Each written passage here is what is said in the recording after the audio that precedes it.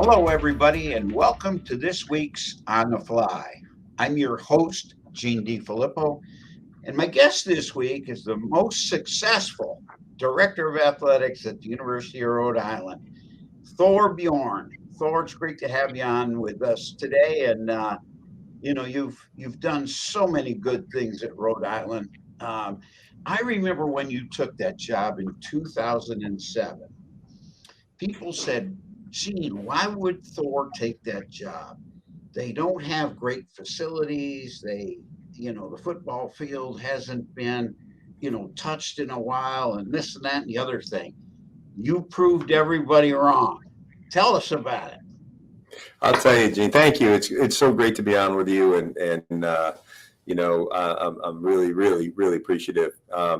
It's funny. It's been 16 and a half years, a little over 16 and a half years that I've had the pleasure of working here at the University of Rhode Island, and there's been certainly a lot of needs and a lot of work, and some great folks that were behind everything that we've been able to accomplish here, which is awesome. But I remember reaching out to John McCutcheon, who was the athletic director at UMass, who I was working for, and I said, "Hey, John, I just got someone from the University of Rhode Island asked me about their opening. What do you think?" And I'll never forget it. He said, "There's 350 of these jobs out there," and because I asked him if he thought it was a good one, and he said, "There's only 350 of them out there, so I recommend that you give it a shot." And been very fortunate, and it's a place that incredible, passionate fans. They really do appreciate the school. The fact that we have it's a small state, so you get really great relationships throughout the state, through state government, throughout campus.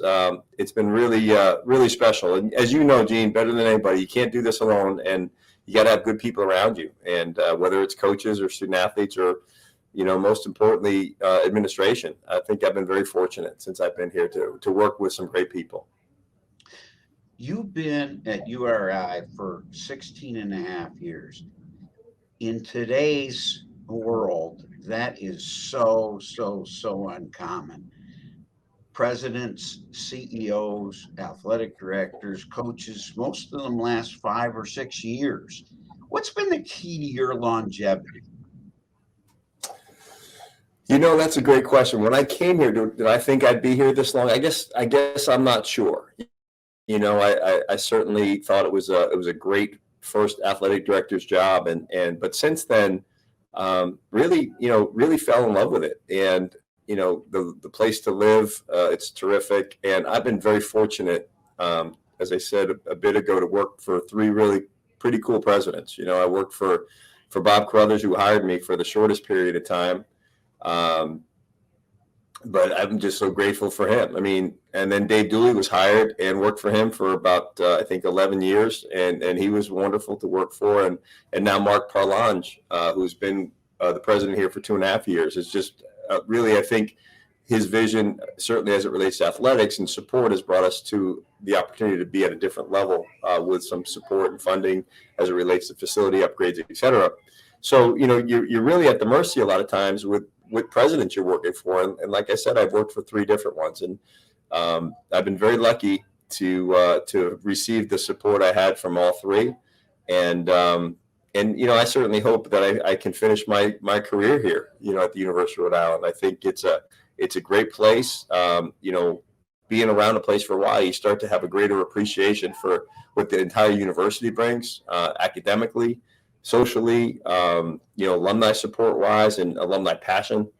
And then living, I can't say enough. I mean, living in Rhode Island is pretty wonderful. The beaches are 10 minutes away from here. And, so my family's really happy living here. And then my three daughters all went to the University of Rhode Island, and all three are settled close by. So I get to spend time with them. We're grandparents now. I get to see my grandson 3 miles away. And so all those blessings have come into play because I've been fortunate to be here this long.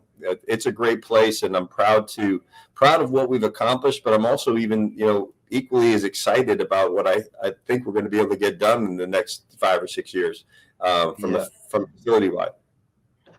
I love Rhode Island. It's a wonderful state. Good It really is. people, good food. The beaches are right there.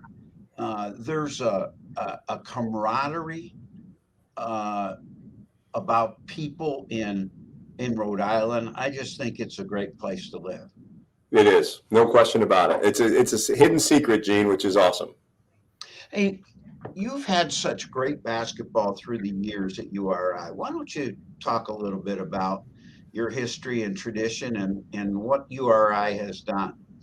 Sure. Basketball is being in the A10. It's a basketball-centric league. Certainly, having strong success in basketball, and certainly in the past on the men's basketball side is really critically important. Not only generating interest and alumni support, but then also getting to the NCAA tournament and hopefully generating additional revenue with success in the tournament. And I've worked with, again, some really wonderful people, coaches, some Jim Barron, who I worked with when I first got here, had done a really good job.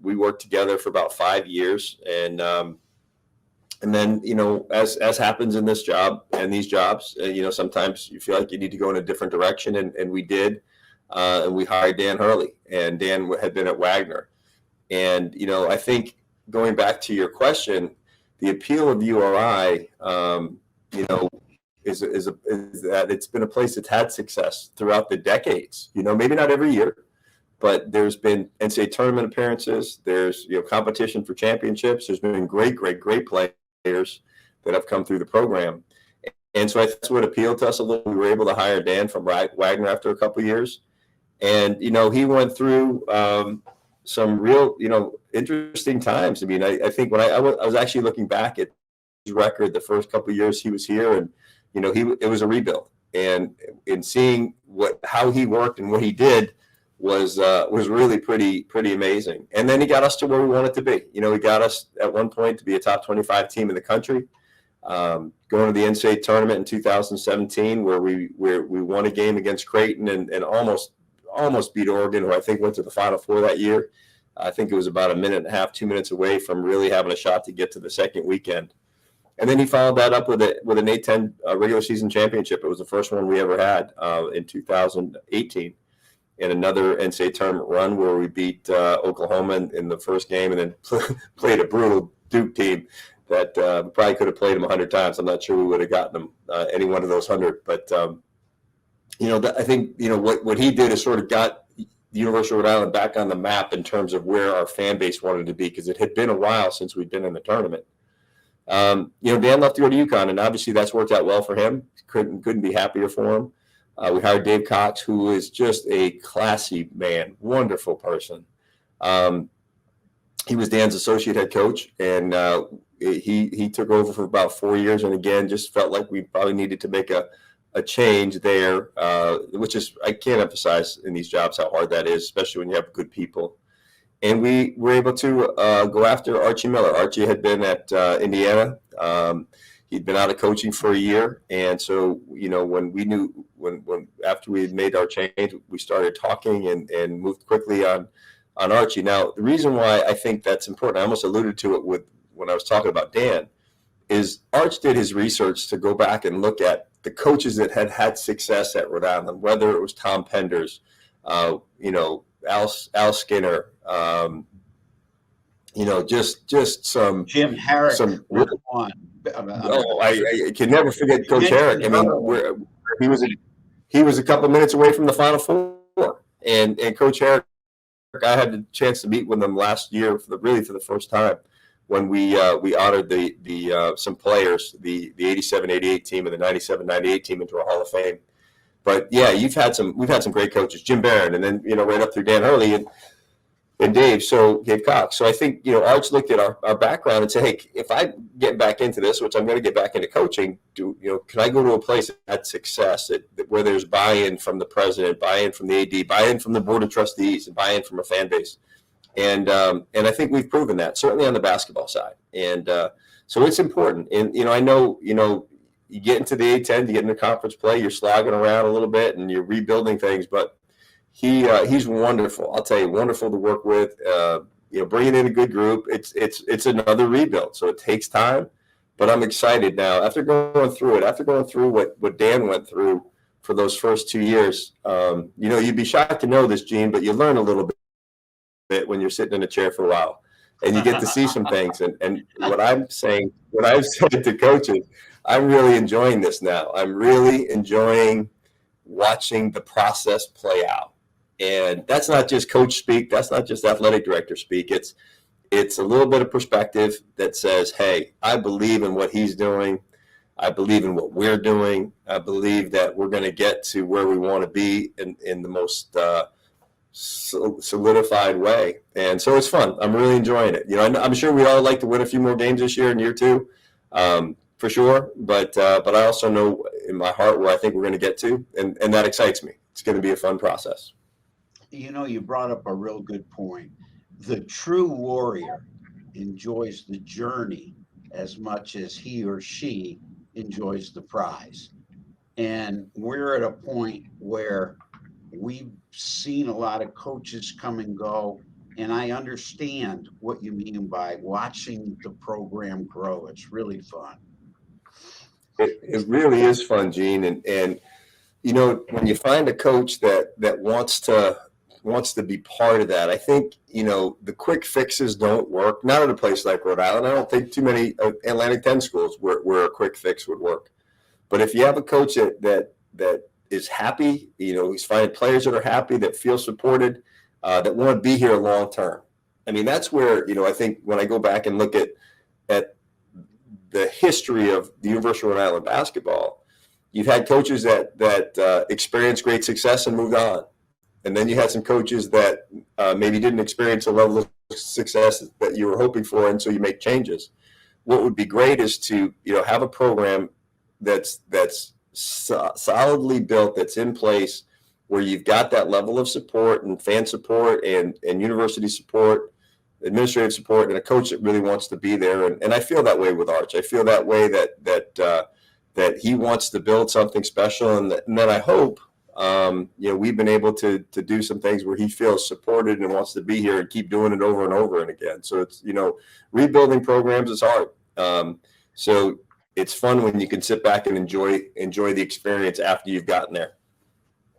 A lot of ADs that I've talked to in the so-called mid-majors have talked about how NIL has really hurt their programs, and that it's really important for them to make sure that they're taking care of their players, both academically, basketball-wise, socially, every way, and to try to entice them to stay. What have you found at URI? NIL is here to stay, and it's something that we're absolutely going to embrace. I needed early on, you know, when you start thinking about collectives and you start thinking about the way the NIL programming is really working in college basketball at the Division I level, certainly within the top 10 leagues in the country, you know, it's important to embrace it. It's important to realize it's not going away. And now there may be some different ways that you can try to get there. You know, at the University of Rhode Island, for example, we do have a collective that's being run by two really wonderful people, great donors to the university, and they understand the importance of having a successful basketball program. And so but I'll tell you, I needed our development person early on in the NIL space to say, you need to embrace this, or you got to get excited about it. And I was always excited about the opportunities for students to make money on their name, image, and likeness. Where I struggled a little bit was sort of where it was morphing into more of the collective concept versus, you know, some of the old other types of entrepreneurial stuff. And, you know, when I think about where NIL is or what it needs to be, if we're going to do all those things that I mentioned earlier in our conversation about making sure that the basketball coach, the basketball players, the team feel supported and want to be here, we have to make sure that we've made this a priority, and that we're really putting our best foot forward with our NIL opportunities. And I think we're doing that. We've made some changes. We've made, you know, in terms of how we're running some things.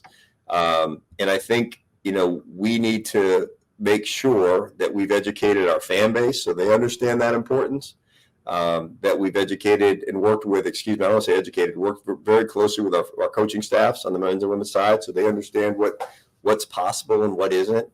And, you know, Can we lose players as a result of not having a certain amount of NIL? Yeah, I'm sure that's happened. When you start thinking about, some of the Big East programs out there, some of the Power Four leagues that are out there and what they're able to do, it's a little bit different than a lot of what the A10 schools are going to be able to do. But that said, we have to put ourselves in position to, attract some players by having NIL opportunities available for them. But Gene, I'll tell you what, with the transfer portal, I know we're going to talk about it, but with the transfer portal in play and with the potential of continuing with unlimited transfers, retaining players is equally or more important than finding new players. And, when you've got a new coach and a new program, and, our current basketball team is certainly a talented group, but they're all new.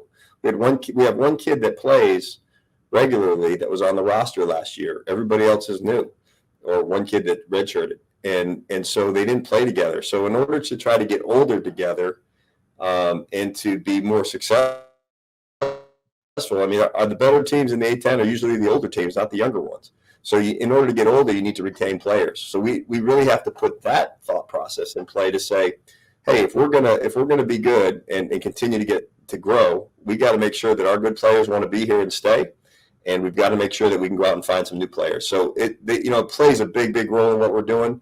We're certainly not shying away from it. We want to continue to grow it, get better at it, find new ways of generating opportunities for our guys and women to go out and create some revenue chances for themselves. And so I'm proud of where we are. I'm excited about where we're going. I think it's really important. And we're going, like I said, Garrett Waller, our associate AD for development, is a great friend and confidant, said, Thorr, you need to embrace this everywhere you go. And so that's what I've been doing. And I believe in it. I believe it's what we have to do.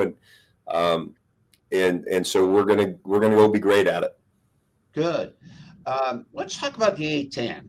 A lot of people out there may not know a lot about the A10, but you've always had really good basketball. You seem to get 3 and 4 teams in to the tournament at some years.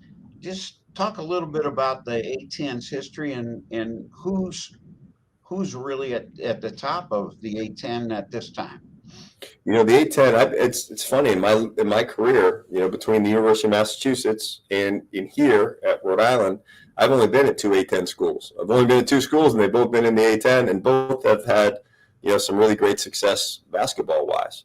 And I think it's because we know who we are. And when I say we're basketball centric, that's what the common thread for all of the makes and models and looks of our schools are just that. So when we make decisions as a league about how we're going to conduct ourselves, we may mandate certain things that are required to be done for men's and women's basketball that maybe aren't required to be done for other sports. At the University of Rhode Island, for example, we're really good in our track programs. We're really good in rowing. We've had great success in soccer and baseball. Other programs have had other things that other programs or schools have had great programs otherwise. I'm not telling anybody else you have to go be great in rowing. We're going to keep doing our best, and there's some schools that put some money into it, want to be good. But what we are all telling each other is we need to be really good at basketball. And so that common theme is really important. So, I think some additional schools, the league has changed dramatically in my 34 years around. It used to have Virginia Tech, Penn State, Rutgers, Temple, West Virginia, Xavier, Butler was there for a cup of coffee. So there's been a lot of schools within that league. And as we look to ever expand, if we lose a team and who we're going to have to take a spot, it's always done very strategically. You look at Loyola Chicago, our most recent addition, certainly coming off of 2 great basketball runs. They're basketball centric. That's who they are. VCU when they joined. George Mason coming off their Final Four when they joined at that time. And really, really common focused teams. And when you look at watching great basketball, there's some great brands out there for sure. Big 10, SEC, Big 12 have great basketball. Big East, amazing basketball. But the A10 is right there. And historically, we've had, as you said, we're a multi-bid league. We've had teams that have made the tournament, more importantly, won games in the tournament. That's the most important thing I think you can do. And then if you get to that second weekend, it's even better. So, Dayton continues to do a great job year in and year out. Great fan base out there. VCU, again, another great fan base, tough place to play. And, Chris Mooney at Richmond this year, for example, doing an incredible job. I think he's the longest serving A-10 coach in our league, and just continues to put out great basketball. So, a lot of good. Mark Schmidt at St. Bonaventure, the guy that does so much with a small place that's in Western New York, and another great coach. So I think there's a lot of amazing coaches, a lot of people that want to coach in our league, players that want to play in our league. And then, we've had that success. Now, we've sort of taken a tough couple of years, I think, getting, one team in, or, where that feeling is, hey, like this year, we've got four good teams that really have a shot and should be considered. And, Loyola Chicago's back. They went from 15th last year. Now I think they're tied for first or second. Richmond and Dayton, great programs. VCU is also right there. So, we've got to make strategic decisions on how to, schedule properly. The league does a good job with that, and really focus on getting our 3 or 4 best teams in, and then letting them go do what they do, and that's try to win games in March. That's important. Thorr, I have been with a BC team that came into your arena, Ryan Arena, and what a great setting that is for college basketball.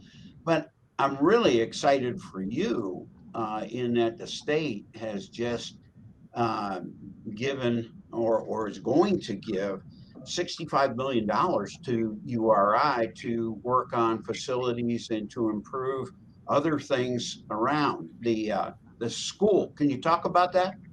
Yeah, thank you, Gene. That's certainly something we're so excited about. And, wanting to thank certainly President Perlange, who got this bus started, and then, Governor McKee and Speaker Sicarci and Senate President Ruggiero. I mean, their leadership helped push this forward. And what happened was, certainly as it relates to Meade Stadium, our east stands with our press box are very old. They need to come down and completely need to be rebuilt.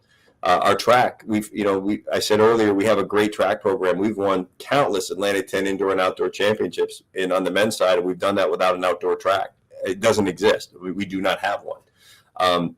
Our baseball field doesn't have stands, doesn't have bathrooms. Same with softball, and soccer, no press box. We actually weren't able to host. I don't know if we were technically not chosen to host an NCAA tournament game 5 or 6 years ago. But we ended up having to go to another New England school to play a first round game because we don't have a press box. So last year, the president actually went up and made a pitch to our state legislature about the need for some enhancements. We spent all last year taking state reps and senators on tours, the governor's staff on a tour, putting together a video to show some of the disrepair with our facilities. And as well as I do, that gets coaches nervous. That gets some administrators nervous. It's like, you don't want to air your dirty laundry.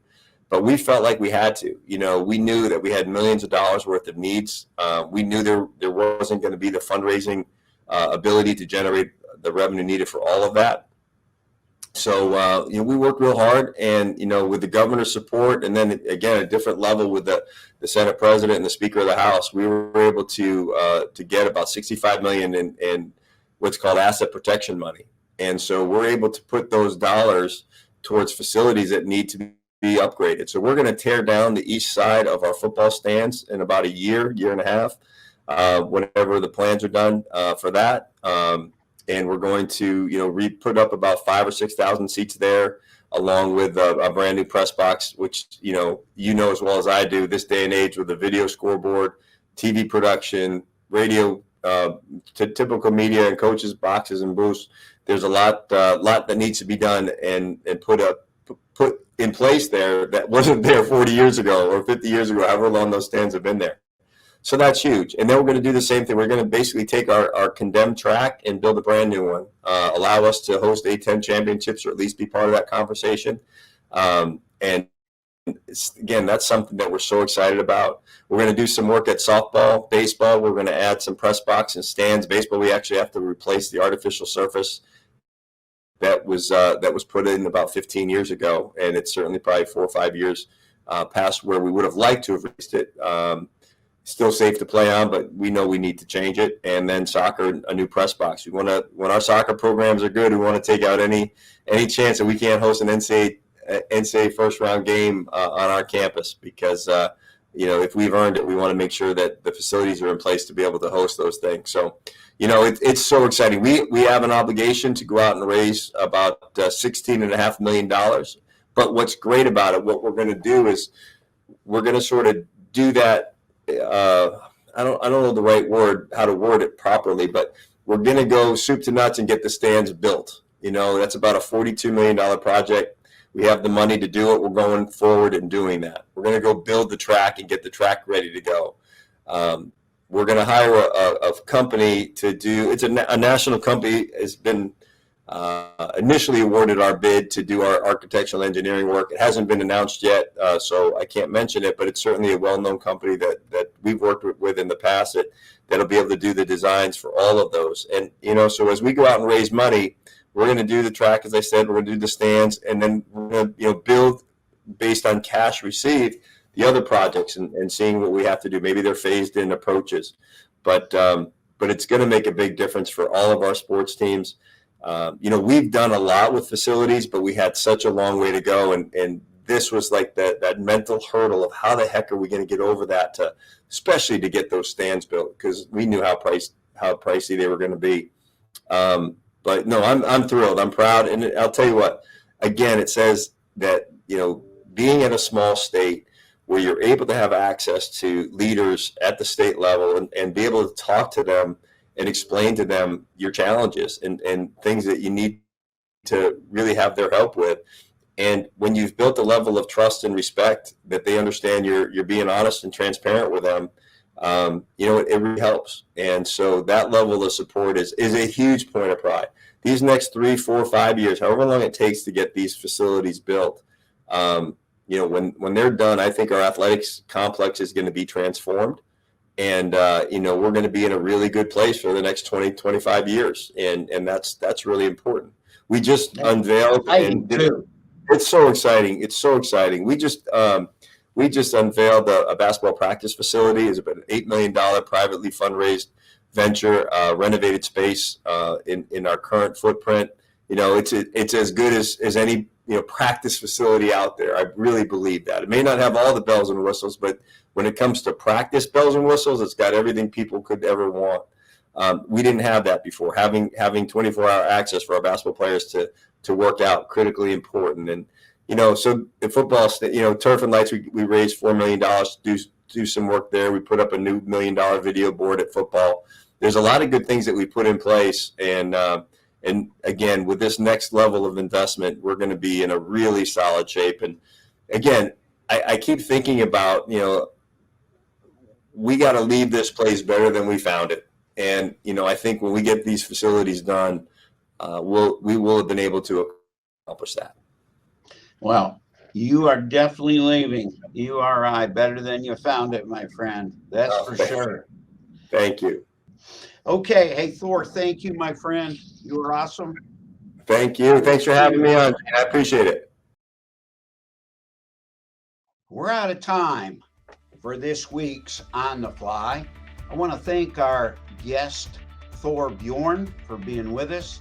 I'm your host, Gene DiFilippo. Thanks for your time this time, and we'll see you next time.